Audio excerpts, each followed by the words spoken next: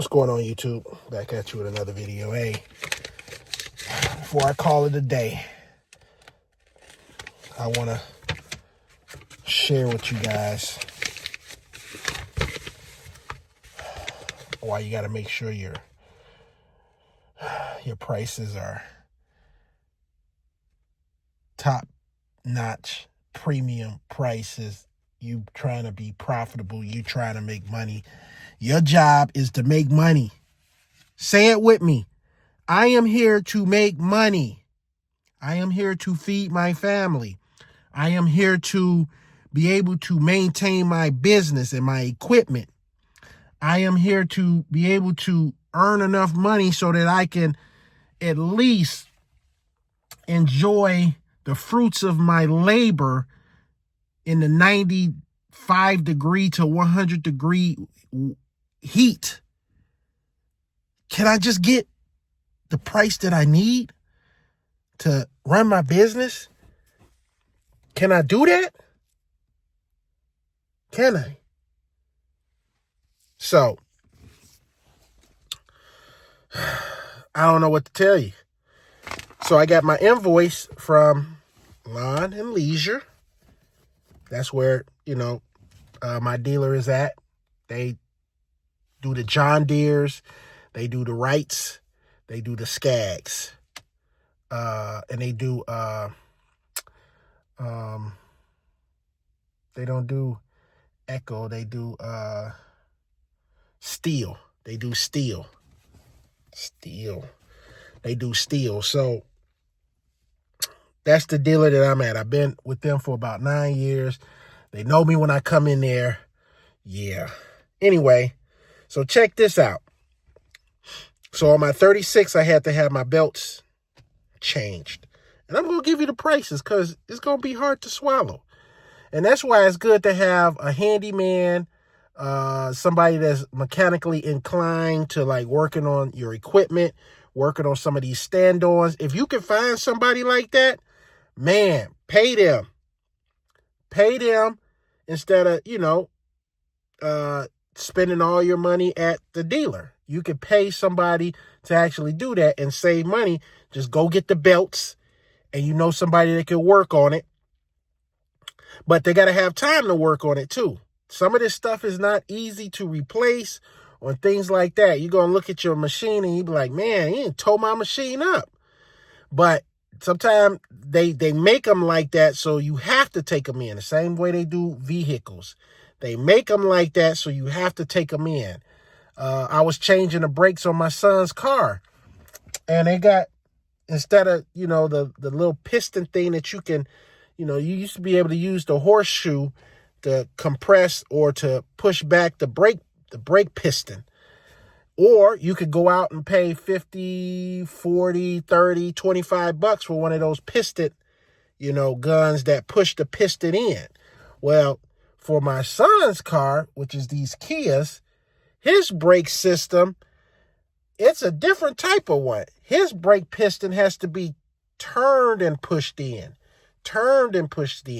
So there's a different type of tool that you need, which they charge an arm and a leg for if you want to buy it.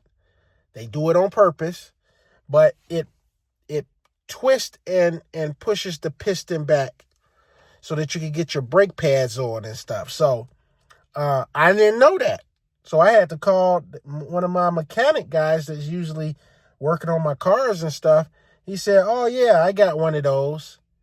And here I am using the wrong one. I went out and got one, but it was the wrong one. It was one that just pushes the piston in, It wasn't the one that pushes and twists and turns at the same time to compress your piston to go back so you can put your pad on. But anyway, they make a lot of these machines like that. They make a lot of the cars like that, the engines, so that you have to take them in. You think you can work on a Tesla car? Heck no. You cannot work at all on a Tesla car. You cannot work on them. You have to take these things into the Tesla place, which is you might as well That's going to cost you an arm and a leg, and you might want to trade it in, because if you have to get a battery or something happens to that car, accident, you might as well trade it in and get you a new one, because to fix one of those things is crazy. But you can't just work on these Teslas and these hybrid cars and stuff like that. You know, they making them where you can't work on them. You cannot work on them. You have to take them in, either to them, or you got to take them into a body shop, or a mechanic shop. You cannot just sit back and work on them yourselves. So it's good to have a mechanic guy that can do your vehicles, and that can also work on your small engine motors and stuff like that, and change your belts and things and your oil changes. You'll save a lot of money that way. But anyway, let's get back to the subject. Let's get back to this invoice of why you better be charging these prices. You better up your prices. You better tell, your clients, hey, I got to raise prices. If we got to deal with it, everybody got to deal with it. It's a chain reaction. Period. Let's see. So I had to have the drive belt changed, and then I told him to go ahead and change the other belt too, because this is the first time it ever breaking on me. So if that broke after 5 or 6 years, guess what? The other one's going to break. So just change them both out. I don't even want to hear that. Just change them both out. That's it. So let's see, the deck belt. Let's see. The price for that was, the deck belt was $71. That's to run the blades and all that stuff. The pump drive belt, which is the pump drive belt for the 36, it costs $30.88. Okay? So here's what's going to get you. And this is what I'm saying. When you're doing labor, the equipment, the materials, it's cheaper. It's cheap, it's cheap. The materials are cheap. The parts are cheap. But what's going to get you is that labor. That labor is going to get you. So they're charging for labor. They're charging $114 an hour. And they put 2.5 hours on here. So it came out to $285. They're working on it. They put 2.5 hours for $114 per hour. And it came up to be the total $285 just in labor. $285 just in labor. Okay. And then you got the shop supply. The shop supply, which is $28.50 for the shop supply. So total parts for your belts, $102.80. For your labor, $200. So it's double. It's like double and a half. So from your parts, so you can look at this and learn from this too. Because we're in a service-based field too, basically. So you can look at this and you can kind of tell yourself, okay, if the parts are $100 and the labor is 2.5 times that, maybe that's what I should be doing on my what's the name. So that's why when you're doing your labor jobs, these contractors, they'll get their material, they'll get all their stuff that they need, blah, blah, blah, all their add-ins, gas, tools, blah, blah, blah. And then they would times that by 2.5, and they'll get their labor price. So this is basically what they doing too, I'm not saying that this is exactly what they doing, but you can look at it and mimic this for your own prices and charge accordingly. So you got $114 per hour. You got $100 worth of parts. You got labor, $285. You got total extras, which in our case, it would be like your lawnmower, your rakes, things like that. And then the subtotal comes out to $416.10. And then you add your tax. That's why I say, man, I put tax on anything that I do. All my stuff, all my labor, all my landscaping, if I'm doing mulch and all that, I add tax on to that too. I add tax on to it. So they add the tax. They don't tell you the percent, but they add $11.44.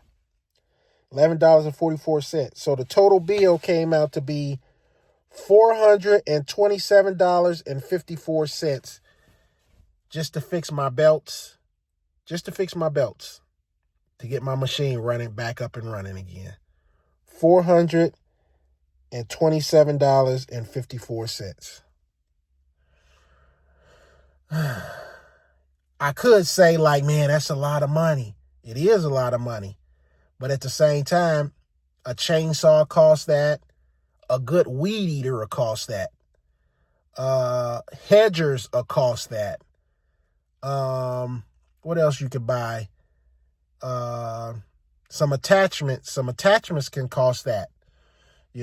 A pole saw could cost that. A good backpack blower could cost that. Heck, backpack blowers cost more than that. Anyway, I'm just thinking about the tools and the equipment that I could have bought with that $427. You could buy an extra hedger. You could buy an extra, you think about it. What can you buy with what tool can you buy for $427? Or what tools and attachments can you buy for that? You know what I mean? So, I could get a battery operated weed eater for that. You know what I mean? They cost about $300 something for the weed eater that I'm trying to get. Battery operated Toro. So I think it's like $350 or $370 or something like that. So that's close. So yeah, guys, man, we gotta do better out here in the industry. We gotta do better. We can't be slacking on our prices. We can't be giving taking a loss on your pricing. Either you're gonna do it legit and get it done and charge them. At least even if you're not doing legit and you ain't doing, at least you will want to get more money to put in your pocket. Like, come on. Like, you got even if you're not paying your insurance or you're not paying, if you're not insured and all this stuff, if you're not that, at least you would want to put more profit in your pocket.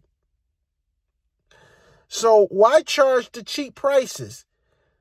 The people are going to pay regardless because they got to get it done. They have to get it done. And if they could tire kick everybody until they find the cheapest guy that's going to do it, they will. So up your prices up. Bump them up.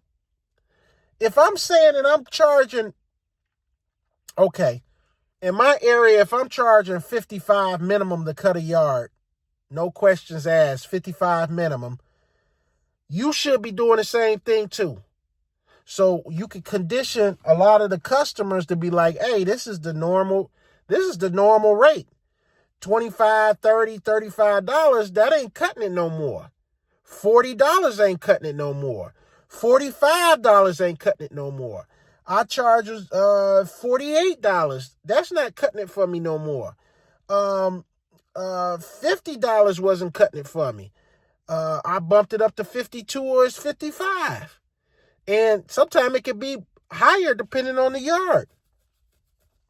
And then the bi-weeklies, you're paying 70 and plus, 70 plus, 70, 75, 80, 85, $90 for bi-weekly. Nope.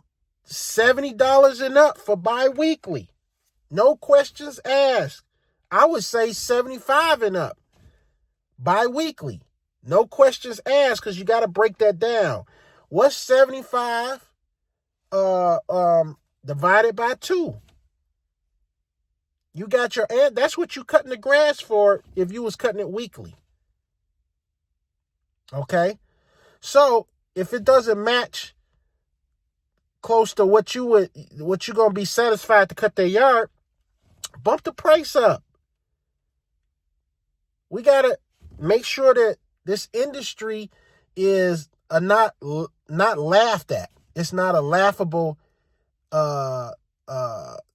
it's not a laughable service that that's just the line guy. We could charge him whatever. Yeah, he's sweating out there. He in that 100-degree weather. You know, look at him. He's sweating like a pig out there. Ooh, hey, honey, give me another lemonade. Look at this guy out here sweating his butt off. Come on out here and look at him. We got him good. We're paying him peanuts. Look at him sweating. Yes, honey, look at him. They sipping on their lemonade, they cold lemonade. While you in here huffing and puffing, cutting grass for $30, $35. And here I come around and I say, hey, it's $55, $60. Oh, that's too much. That's way too much. What? Oh, my God. Anyway, guys, I'm out of here. Sorry to be taking up your time, but you better look at these invoices when you become a business owner and you're trying to run your business. You got to make the money to pay the cost to be the boss. You got to pay these. You got to make sure that you charging enough money from each one of your customers, and each one of your customers got to at least be bringing you in at least $2,000. $2,000 a year off that one customer. Each customer should be bringing you $2,000 to $2,500 with markups, with upsells. So you better be trying to sell them on some fertilizer. You better be trying to sell them on some bush trimming. You better be trying to sell them on some spring and fall cleanups, some leaf cleanups, some pruning of the trees, the hanging limbs. You better be trying to charge everything you possibly can so that you can bump that customer up, so that customer is worth keeping. $2,000 to $2,500 at least, you should be making per customer, somewhere around there. And if you're making more, kudos to you. But if you're making $1,000 off one customer a year, then you got to get rid of them. I mean, they should be at least in that 15, 17, 1,800 range, and then get you up to the $2,000 and get you up to the 2,500. You gotta push these customers so that you could, take care of their property and stuff. And if you got to do what you got to do. But all right, guys, I'm out. I'll get back with you the next video. Hey, go ahead and subscribe if you haven't subscribed. I'm out. Peace.